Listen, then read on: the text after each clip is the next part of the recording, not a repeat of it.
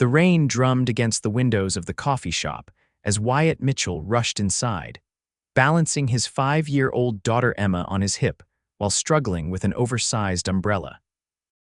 The small neighborhood cafe had become their Saturday morning ritual, a small luxury in a life that had grown increasingly sparse of them since his wife's passing 2 years ago. "Daddy, can I have hot chocolate with the big marshmallows?" Emma asked, her copper curls bouncing as she wiggled to be put down. "Of course, pumpkin. Find us a seat while I order." Wyatt set her down, watching her dart toward their usual corner table by the window. The cafe was busier than usual, likely due to the downpour that had trapped half the neighborhood indoors.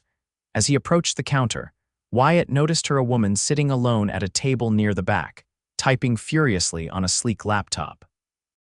Something about her stillness amidst the cafe's chaos caught his attention. She wore a simple cream sweater, her dark hair falling in waves around her shoulders, and despite the casual setting, there was an unmistakable elegance to her presence. The barista interrupted his thoughts. "The usual, Wyatt?" "Yes, please. 1 black coffee and a hot chocolate with extra marshmallows." "Coming right up." The barista smiled warmly. "How are things going?" Wyatt sighed, running a hand through his rain-dampened hair. "Just taking it one day at a time, you know. The construction job is steady, but with the holidays coming up." He trailed off, not wanting to burden her with the financial anxieties that had been keeping him awake at night. "I hear you," she nodded sympathetically. "Your order's on the house today." "Beth, you can't keep." "I can and I will," she said firmly, already moving to prepare their drinks. Wyatt felt a flush of embarrassment warm his neck. He hated accepting charity, but pride wouldn't keep Emma warm or fill her Christmas stocking. He mumbled a thank you and moved to the pickup counter, unaware that the woman in the corner had paused her typing, her attention caught by his exchange. Natalie Foster returned to her financial projections, trying to focus on the quarterly reports for her late husband's technology empire. 2 years as CEO of Foster Innovations had taught her to manage billion-dollar decisions with confidence, but something about the tall, broad-shouldered man with the little girl made her fingers still on the keyboard. Their drinks arrived, and Wyatt carried them carefully to where Emma was already coloring on the paper placemats with crayons she'd brought from home.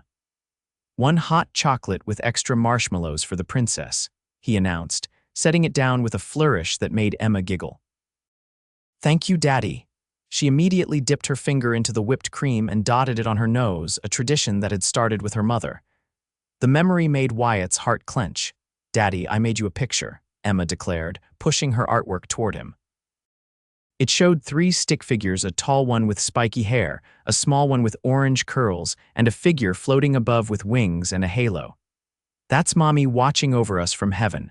Wyatt swallowed hard, his throat suddenly tight. "It's beautiful, Em, the best picture ever." Emma beamed at him before returning to her coloring. Wyatt sipped his coffee, allowing himself a moment to collect his emotions. He didn't notice Natalie glancing their way or how her expression softened at the tender exchange. As the rain continued to pour outside, Emma grew restless. "Daddy, can I go say hi to Beth?" "Sure, pumpkin, but don't bother her if she's busy." Emma skipped off to the counter where Beth was arranging pastries.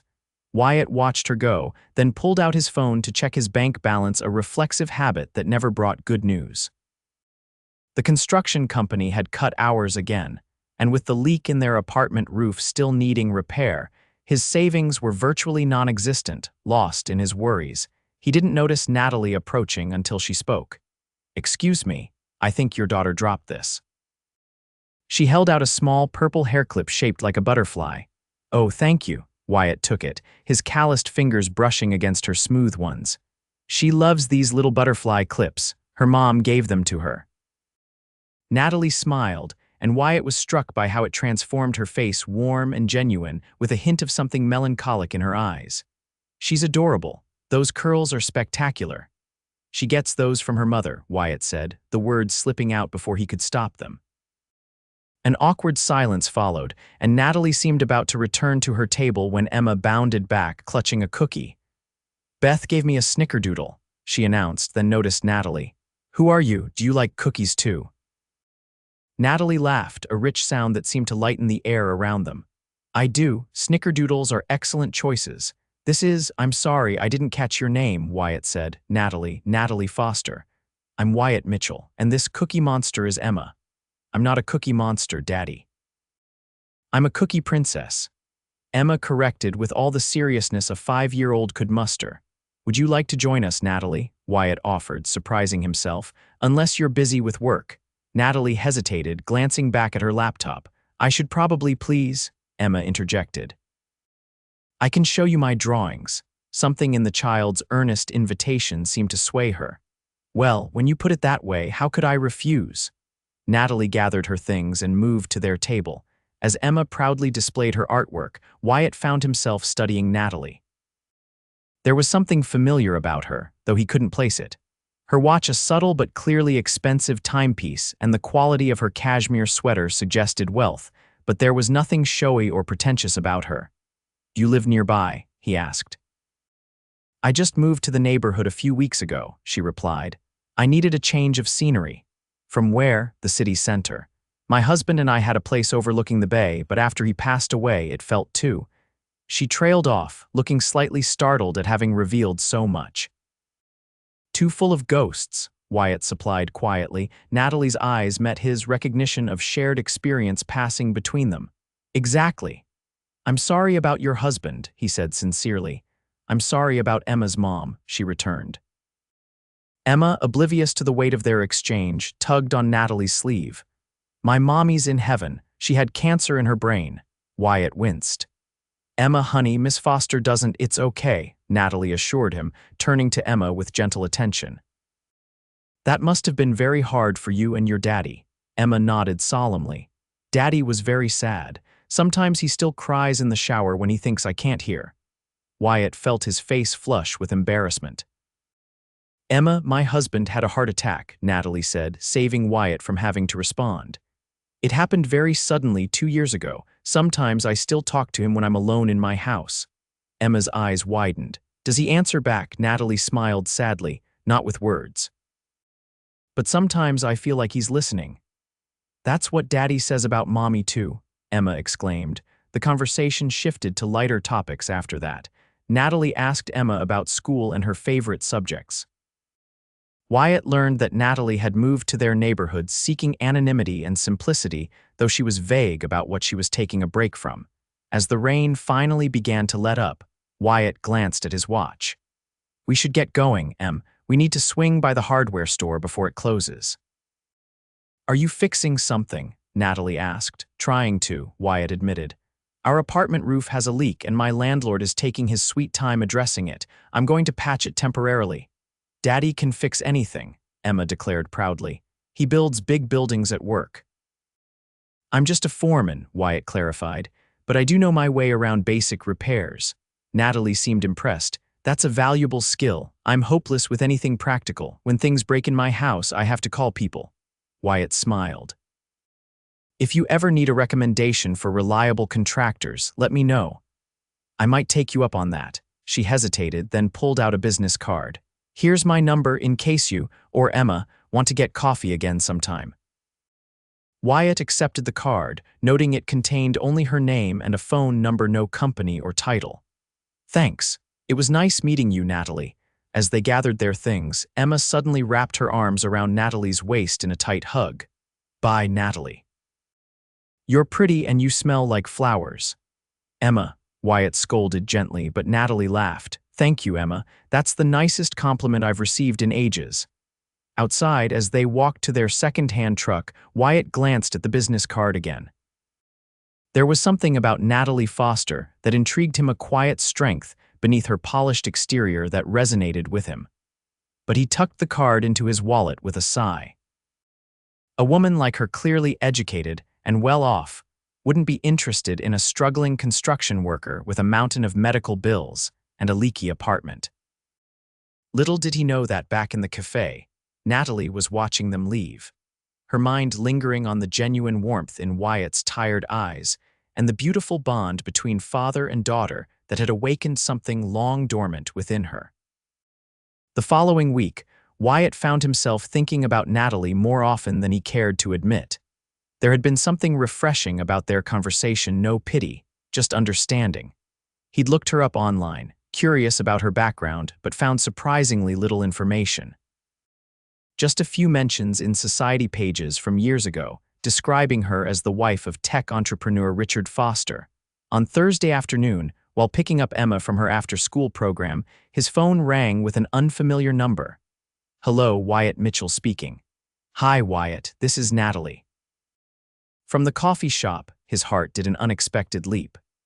"Natalie, hi, how are you?" "I'm good. Listen, this might sound strange, but remember when you mentioned you know about home repairs? I'm having an issue with my water heater, and the company I called can't come until next week. I was wondering if you might take a look. I'd pay you, of course." "You don't have to pay me," Wyatt said automatically. "I'd be happy to help. When would you need me to come by? Would tonight work?" "I understand if it's too short notice with Emma. Actually, Emma has a sleepover at her friend Lily's house tonight. I could stop by after I drop her off." "That would be wonderful, thank you." She gave him her address, a modest townhouse in a quiet part of their neighborhood.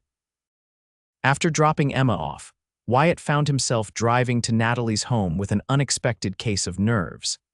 He rarely interacted with women socially these days. Between work and caring for Emma, there simply wasn't time or energy left. But something about Natalie's calm demeanor and the way she'd spoken so kindly to Emma had stayed with him. Her townhouse was elegant, but understated brick exterior with large windows and potted plants flanking the entrance. When she opened the door, she was wearing jeans and a simple blouse, her hair pulled back in a loose ponytail. "Thank you so much for coming," she said, leading him inside. "The water heater's in the utility room off the kitchen." Wyatt followed her through a tastefully decorated living room. The house was beautiful but not ostentatious, comfortable furniture, original artwork on the walls, and built-in bookshelves filled with well-read volumes. "This is a lovely home," he commented. "Thank you. It's still a work in progress. After Richard died, I needed a change, but I wasn't ready to leave the area entirely." In the utility room, Wyatt examined the water heater. "When did the problem start?" "Yesterday morning. The water was barely lukewarm, and then this morning nothing but cold." Wyatt nodded, rolling up his sleeves. "Let me take a look at the pilot light and heating element." As he worked, Natalie leaned against the doorframe, watching him. "Would you like something to drink? Water, beer, wine?" "Water would be great, thanks." She returned with 2 glasses of water and set one beside him. "So, you're a construction foreman. How long have you been doing that?" "About 8 years now. I started as a general laborer right out of high school, worked my way up." He adjusted a valve carefully. "What about you? What do you do?" There was a slight pause before she answered. "I run a company. It was my husband's originally." "What kind of company?" "Technology, mostly business solutions and security software." Wyatt glanced up at her, impressed. "That sounds challenging." "It can be." "I had to learn a lot very quickly after Richard died." She smiled ruefully. "I was an art history major in college. Technology wasn't exactly my forte." "But you made it work," Wyatt observed, returning to the water heater. "I had good people around me. And I discovered I have a knack for the business side of things." After about 20 minutes of tinkering, Wyatt identified the problem. "Your thermocouple is faulty. It's a simple fix, but you'll need the part. I can pick one up tomorrow and install it for you." "That would be amazing, thank you." As he washed his hands in the kitchen sink, Natalie asked, "Would you like to stay for dinner? I made lasagna and there's way too much for just me." Wyatt hesitated. "I don't want to impose. You're saving me from days of cold showers. The least I can do is feed you." Her smile was warm and genuine, and Wyatt found himself nodding. "Lasagna sounds great." Over dinner, their conversation flowed easily. Wyatt told her about his childhood in a small coastal town, how he'd fallen in love with building and construction, and his dreams of someday having his own company focused on affordable, sustainable housing. "What's stopping you?" Natalie asked, refilling his water glass. Wyatt laughed without humor. "Reality. When my wife Sarah got sick, all our savings went to treatments insurance wouldn't cover. After she died, the medical bills kept coming. I'm still digging out from under them, to be honest. I'm sorry, that's incredibly difficult." "It is what it is," Wyatt said with a shrug. Emma's health and happiness come first. My dreams can wait. Natalie studied him across the table. You're a good father. I try. Sometimes I worry it's not enough that she needs a mother figure, more stability, a better home. From what I saw at the coffee shop, what you're giving her is exactly what she needs. Love, attention, and security in knowing her father is there for her no matter what. Her words warmed something inside Wyatt that had been cold for a long time. Thank you for saying that. They moved to the living room with cups of coffee. Natalie asked more about Emma, and Wyatt found himself sharing stories of their life together, the challenges of being a single dad, the funny things Emma said, the nightmares that still woke her crying for her mother. I lost my mom when I was 12, Natalie revealed. It's different than being 5, but I remember how it felt like the ground beneath you suddenly isn't solid anymore. That's exactly how Emma described it once. She said it was like walking on jelly. Natalie smiled sadly. Kids have a way of cutting right to the truth. What about you and Richard? Did you have children? Wyatt asked, then immediately regretted the question when he saw her expression shift. I'm sorry, that's none of my business. No, it's okay. We wanted to, but I had complications, multiple miscarriages. After the third one, we stopped trying. She traced the rim of her coffee cup. Richard threw himself into his work after that. Building his company became his focus. And now it's yours, she nodded, looking suddenly tired. It was important to him. I couldn't let it fall apart. Is it what you want, though? The question seemed to catch her off guard. No one's asked me that in a long time. Wyatt noticed the time and stood reluctantly. I should get going. I have an early start tomorrow, and I need to pick up that part for your water heater. Of course. Thank you again for coming, and for the company. She walked him to the door. It's been a while since I've had a conversation that didn't revolve around profit margins or market share. It's been a while since I've had adult conversation that didn't involve construction deadlines or Emma's school projects, Wyatt admitted with a smile. At the door, there was a moment of awkward hesitation before Natalie leaned in and kissed his cheek lightly. Good night, Wyatt. Driving home, Wyatt couldn't stop thinking about her, the easy way she listened, how she spoke about his daughter with genuine interest, the vulnerability in her eyes when she talked about her lost dreams of motherhood.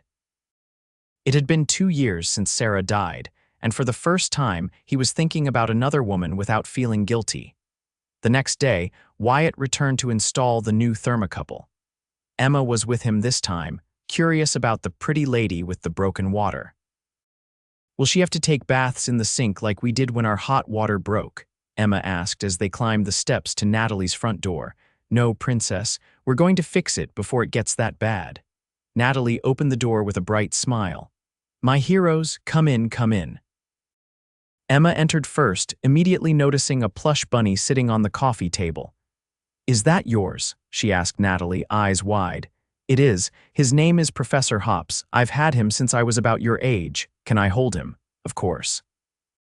While Wyatt worked on the water heater, Emma and Natalie sat in the living room, Professor Hops presiding over an impromptu tea party with imaginary cookies.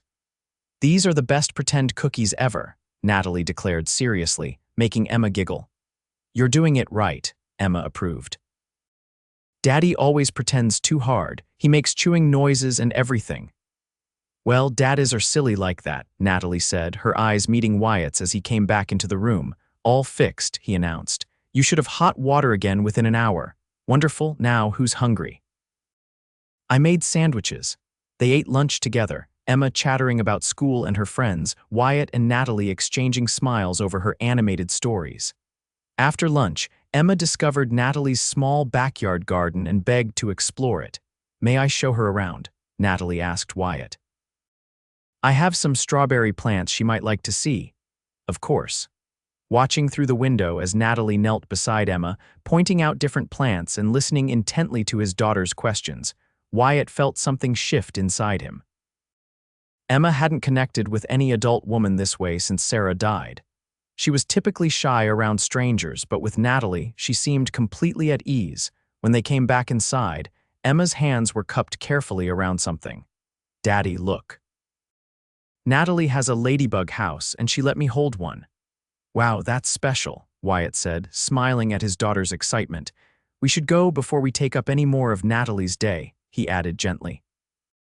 Actually, Natalie said, I was wondering if you two might like to join me tomorrow afternoon. There's a harvest festival at the community garden a few blocks from here. They'll have pumpkin carving, apple cider, that sort of thing. Emma bounced on her toes. Can we go, Daddy, please? Wyatt hesitated only briefly. We'd love to.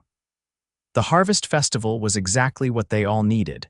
Emma ran from activity to activity, her face painted like a butterfly, while Wyatt and Natalie followed at a more leisurely pace. They carved a lopsided pumpkin together, drank hot apple cider, and took a hayride around the community garden. Thank you for inviting us, Wyatt said as they walked back toward the parking lot, Emma skipping ahead with her pumpkin. This was perfect. I'm glad you came. I've driven past this garden for weeks, but never had a reason to stop. Natalie looked up at him. It's more fun experiencing these things with others. It is, Wyatt agreed, then added carefully, maybe we could do something like this again sometime. Natalie's smile was radiant. I'd like that very much. Over the next few weeks, they fell into a comfortable pattern. Coffee at the cafe on Saturday mornings, occasional dinners at Natalie's house, weekend outings with Emma to parks, museums, or movies. Wyatt found himself looking forward to seeing Natalie with an eagerness that both excited and terrified him. There was still much about her life he didn't know. She rarely talked about her work, though she often took calls that seemed important, stepping away to speak in hushed, authoritative tones. She never invited them to her office or mentioned colleagues by name. But he didn't push. Everyone had parts of themselves they kept private. One evening in late November, while Emma was at a friend's birthday party, Wyatt invited Natalie to dinner at his apartment for the first time.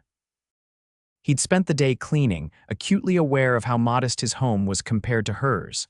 It's not much, he said apologetically as he showed her in, but it's home. Natalie looked around with genuine interest. It's lovely, Wyatt. I can feel how much love is in this space. The walls were covered with Emma's artwork and photos of her with Wyatt and Sarah. The furniture was worn but clean, and Wyatt had put fresh flowers on the small dining table. I hope you like chicken parmesan. It's one of the few dishes I can make well. It smells amazing. They ate by candlelight, talking about everything and nothing. Afterward, they moved to the sofa with glasses of wine, sitting close enough that their shoulders touched. Can I ask you something? Wyatt said after a comfortable silence. Of course. What's the name of your company? You've never mentioned it. Natalie set down her wine glass. Foster Innovations. Wyatt nearly choked. Wait, Foster Innovations, the tech giant? She nodded, watching his reaction carefully. You're the CEO of Foster Innovations. His mind raced, trying to reconcile the warm, down-to-earth woman beside him with the head of a multi-billion-dollar corporation. I am. She looked nervous now. Does that change things? Wyatt ran a hand through his hair. I'm just processing. You never said anything. Would you have treated me differently if I had? He considered this honestly. Probably at first. It's intimidating. That's why I didn't say anything. After Richard died, everyone treated me differently with either condescension because they thought I couldn't handle the company or excessive deference because of my position. When I met you and Emma, you just saw me as a person. It was refreshing. Wyatt nodded slowly, beginning to understand. So all those work calls, the meetings. Running a global technology company, she confirmed with a small smile. I've been trying to scale back, delegate more. Meeting you and Emma has made me realize how much of life I've been missing, buried in board meetings and quarterly reports. Wyatt took her hand, intertwining their fingers. Thank you for trusting me enough to tell me.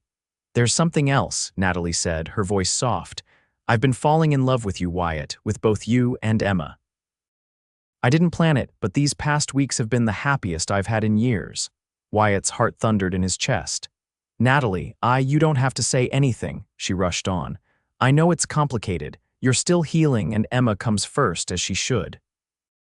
I just wanted you to know the truth about everything. Wyatt gently cupped her face in his hands. I've been falling in love with you too. The kiss that followed was tender and unhurried, full of promise and newfound understanding. When they pulled apart, Natalie's eyes were bright with unshed tears.